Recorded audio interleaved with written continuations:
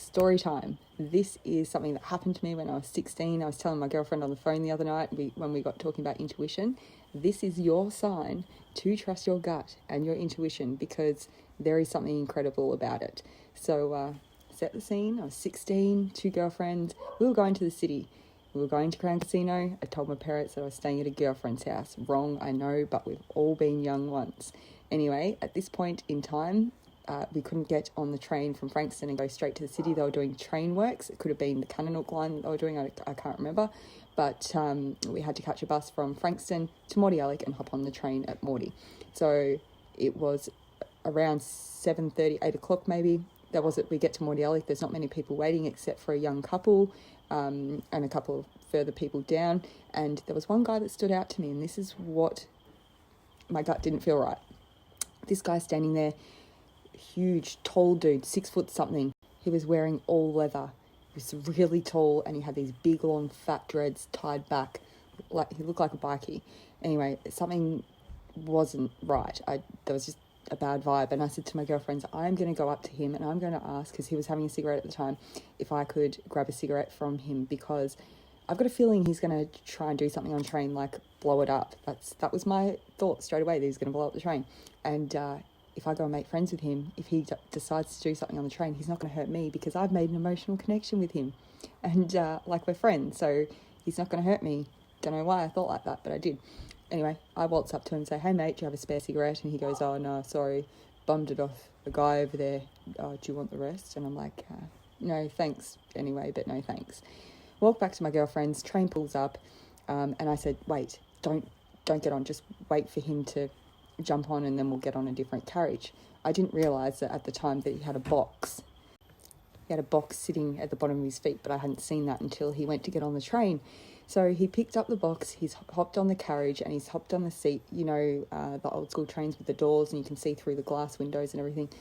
He's hopped on the seat closest to the door of the carriage. So we hop on to the carriage next to him, and I take a double take and went, no, I don't want to sit with my back to him. I want to sit so I can actually see what he's doing. So I got my girlfriends to switch spot. They're sitting with their back to him. I'm sitting facing. He's hopped on. Train starts going. Not even 30 seconds into the train trip, he stands up and starts, I can't see exactly what he's doing because of the window and how much you can see, but he starts fiddling around with the box. And he pulls something out of the box, and I'm not wearing this top on purpose, I actually just put it on this morning. He pulls out a handgun. And and I'm sitting there like I'm frozen, and my girlfriend's like, Loz, you all right? I'm like, just be calm, don't turn around, don't get up, don't do anything. And they're like, Loz, what do you say? I said, just shut up and just slide down into your seat a bit, just lay low. And the couple that was sitting behind, like further back behind me, I kind of just turned around a bit and went, hey guys, just chill, there's a guy on the train with a gun. And the chick that was with her boyfriend started bawling her eyes out just straight away, and I'm like, oh great, there's going to be a massive scene, he's going to hear or something, and shit's just going to go loose. And so I'm just trying to just relax, because the train could not stop quick enough, and he's fucking around doing whatever. Train finally gets to the station, we jump off straight away, and you know how the doors of the trains kind of open on the other carriages for people to get out. I raced to as many carriages as I could, probably about 2 or 3. It was like, there's a guy on the train with a gun. One person got off, the rest, I don't know, they must have thought I was joking or something. Anyway, we called the police straight away, and they connected me to the police and had Mordialloc officers come down from Mordialloc station and pick us up.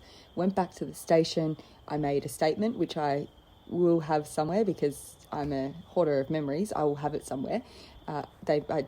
They took a statement. Anyway, long story short, because this has already gone long enough, they followed up with me. They were able to stop the train. Very easy to find the guy, because there's not many, 6'5" bikie with all leather and massive dreads hanging about on a train. We're able to get him.